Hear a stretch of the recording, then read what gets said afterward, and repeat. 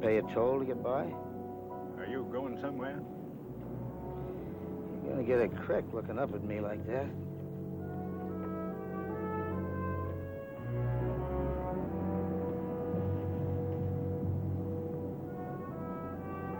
You need a dime?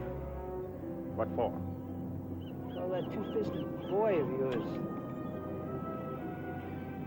Are you getting out of here for good? Well, since you're gonna do it anyway, you might as well do it on me. That's my last friendly gesture, mister.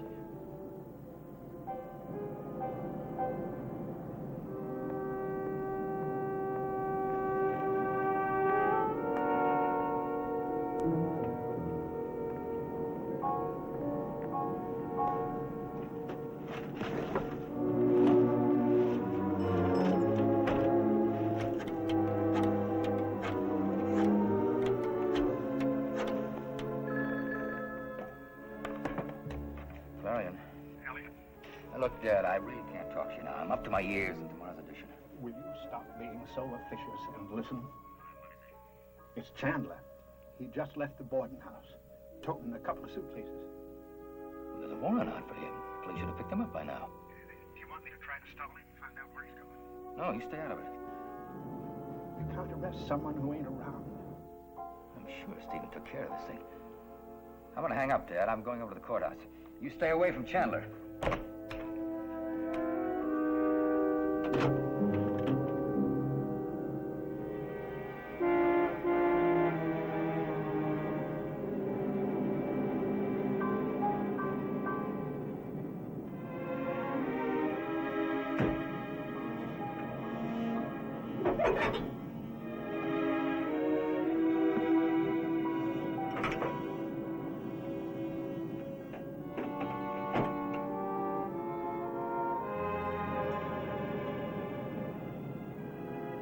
There's another gas station a couple of miles down the road. I'm in a hurry. That's the best news I've heard all day. Check the spare when you're at it. Where you going in such a hurry? Someplace far and permanent, I hope. You'd like that, wouldn't you? Yeah, so would everybody else in this town. Hello, Eli. Don't badger the man, Rodney. Friend of yours? No, but he's got a right to go where he wants. Yeah, the farther the better. How much do I owe you? The tank isn't filled yet. Where did you say you were heading? He didn't say. How much? $5 even. Pleasure trip? How's the spare? Oh, spare, spare's fine. New job?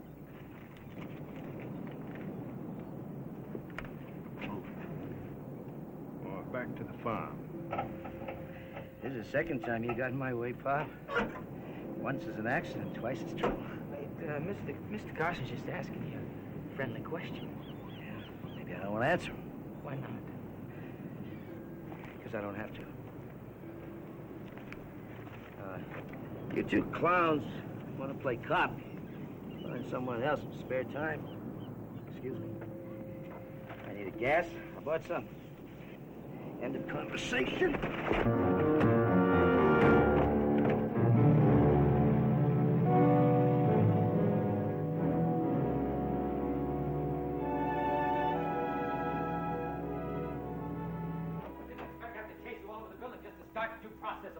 You are going to have to slow down a bit, Mr. Carson.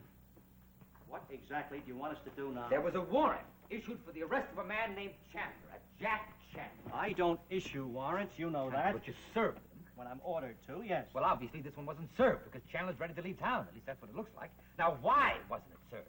Because it wasn't issued. Because it wasn't issued. I don't understand. It wasn't issued, Mr. Carson. Well, why not? Because you can't issue a warrant without a complaint. Well, there was a complaint. Oh, there was. Sure, Stephen Cord was in this morning. I've been on duty here all day. This warrant's been on the desk for hours waiting to be filled in. But Steve told me that... Attorneys get busy. I've got to tell you, I don't understand it either. We all know how important this is. Everybody's talking about it. Everybody's trying to do something. Why don't you make the complaint? How long will it take? A few hours. It'll be too late then. Much too late. Mr. Cord didn't come in? Not on this matter. And he didn't leave a message? No.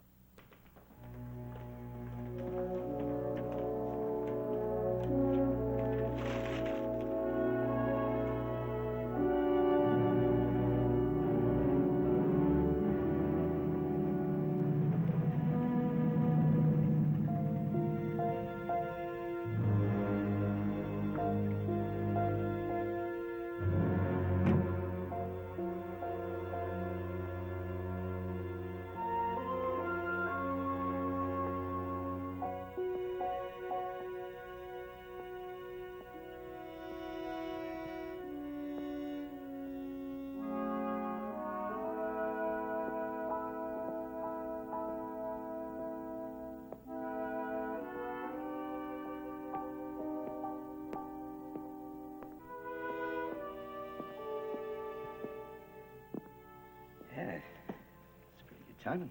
Can't believe my eyes. I didn't know you'd have the good sense to leave town. You made a good argument. Suppose you changed your mind about the cash. Is that why you called me? I turned you down once. It still stands. Now, let's get around to it. Why'd you ask me to come here? I want to cut the ties. Well, fair enough. Consider them cut. I told you that over the phone. There are a few things I have to say to you. Well, let me guess. Don't mention Leslie Harrington any more than you have to. When you drive out of this town, you drive out of my life forever. No more jobs, no more help of any kind. No more phone calls asking for anything. I never... No more phone calls. I never want to hear from you again. You understand? Well, I get the impression you don't want to see me anymore. You're free. After 20 years, you're free of me. Nothing to worry about. Now, is that all you wanted? Meet me out here in this warehouse to tell me bye-bye? Come on, Les, what's on your mind? The Carson girl.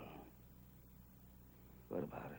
If anything ever happens, if the police find something, if you're questioned about her, and if you're guilty of doing something, anything, my name must never come up in any connection. It must never come up.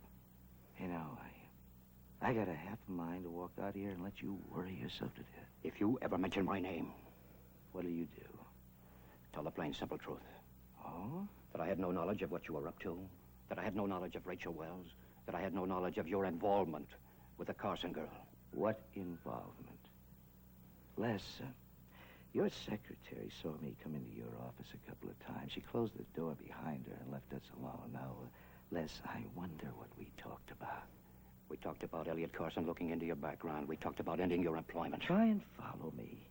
I'll take it slow and easy. Your secretary slammed the door behind her. That left just the two of us in the office. Unless you bug the place, the world ain't gonna know who said what, except by asking you and by asking me. Remember, don't involve me. Don't lie. Don't suggest in some incredible, unbelievable way that I helped you. What? Hurt Rachel Wells? Hurt Allison Mackenzie? Well, say what you want. With that totally open, warm, honest face of yours, who'll believe you? So long, Les. Oh, you know, we'd have made quite a team. Your brains and my muscle. Or is it the other way around?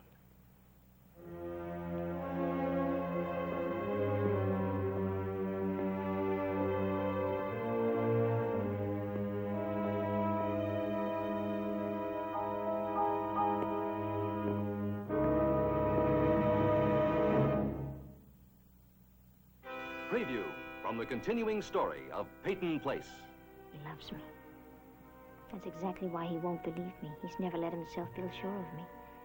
I'm me, Rachel Wells. And you're you, Michael Rossi, and you're a man. And I'm a woman. That's all the sense there is to it. I'm not interested in your sales pitch. If that's all you have to say, say it in court. Well, then could I recommend a good divorce lawyer?